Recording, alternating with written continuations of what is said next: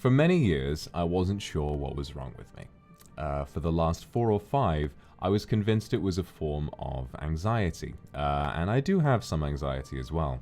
I was convinced that it was some sort of chronic anxiety disorder. Perhaps I had depression as well. We don't know, and it's easy to sort of jump to conclusions when you read about symptoms online and you try to figure out what it is you might have.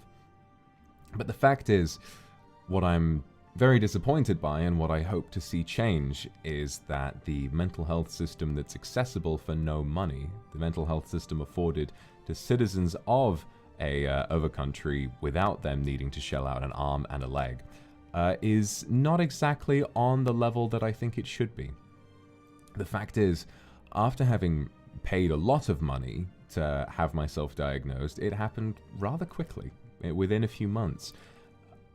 But before then, I was attempting to reach a diagnosis through the mental health system, the service, the NHS, and I was there for years and they never found anything.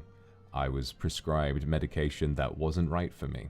As you guys might remember, I've told you guys that for a while I took fluoxetine, which is an antidepressant, and all it did was make me fart a lot.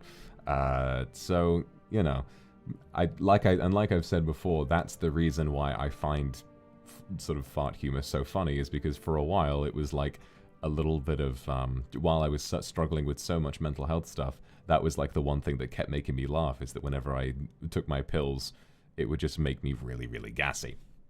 But just recently, something great happened, which was becoming a member of Niji-Sanji and being joined by some incredible fans who are all here to support me today, and I'm really, really happy for that. And thanks to that, I had the overwhelming privilege, the incredible privilege, to be able to seek out one of the best doctors in my area.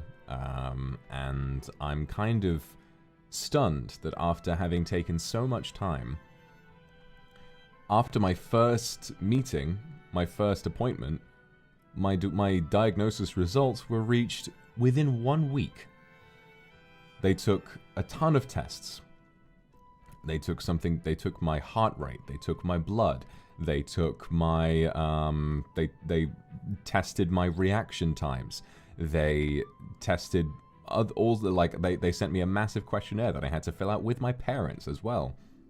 In the end, I have been diagnosed with one thing. I've been diagnosed with something called combined ADHD, which is essentially it's a sort of way of talking about the old understanding of ADHD, ADD, and sort of putting symptoms of both of them together.